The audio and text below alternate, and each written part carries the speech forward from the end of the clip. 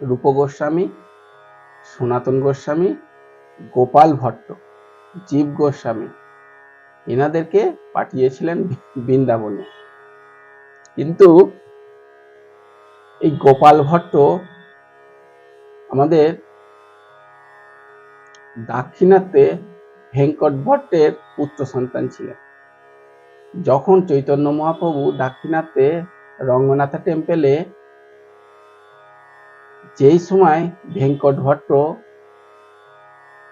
ওই মন্দিরের পুরোহিত ছিলেন, আরতি করছিলেন, সেই সময় গিয়ে উপস্থিত হন আমাদের চৈতন্য মহাপ্রভু।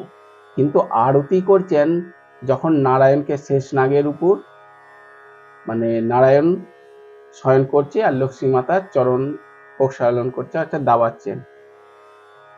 তো এই যে রঙ্গনাথা টেম্পেলে যে নারায়ণ, ওইটা হচ্ছে, আমি এর আগেও বলেছিলাম, স্বয়ং আমাদের ব্রহ্মা যখন সৃষ্টি কার্য করেছিলেন, সৃষ্টি কার্য মনু শতরূপার দ্বারায় উত্তানপাদ, প্রিয়ব্রত, আকুতি, দেবতী, প্রসূতি, এই মনুর যে সন্তান সৃষ্টি কার্য হয়েছিল।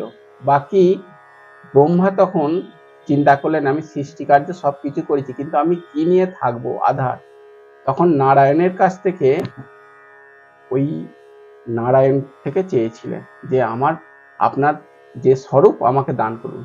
এবং তার সব পরে আমাদের দশরথের ব্রহ্মার কাছ থেকে দশরথ, এবং পরম্পরা থেকে দশরথ থেকে রাম, রাম থেকে বিভীষণ, এবং বিভীষণ সেই যখন লঙ্কায় নিয়ে যায় তখন ওই রঙ্গনাথা টেম্পেলে রেখেছিলেন। এবং বিশ্রামের জন্য যখন থাকলেন, শর্ত ছিল কি রামের, যে এই বিগ্রহ বিভীষণ সব যখন লঙ্কায় সবকিছু অধিপত্য হয়ে গিয়ে এনাকে এই উপহার দিচ্ছে, ওনাকে ওই উপহার দিচ্ছে, তখন বিভীষণ বলেন যে আমি সবকিছুই আপনার করেছি, কিন্তু আপনার মনের আরাধ্য পূজনীয় এই নারায়ণকে আমাকে দিন, যাতে আমি লঙ্কায় নিবাস করে তাকে আরাধনা করে ভালো রকম ভাবে রাজ্য শাসন করতে পারি। রামচন্দ্র বলেছিলেন কোথাও রাখলে হবে না, ইত্যাদি ইত্যাদি স্টোরি আছে, এর আগে আমি বলেছিলাম।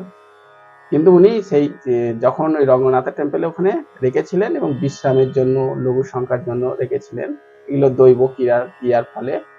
তো রাখার পরে আর সে আর ওঠেনি, আর বিভীষণকে পরে বন্দি করেছিলেন, রামচন্দ্র এসে তাকে আবার ছাড়িয়ে নিয়ে গিয়েছিলেন, ইত্যাদি অনেক কাহিনী আছে। সেই রঙ্গনাথা টেম্পেল হচ্ছে নারায়ণের সেই স্থানটা।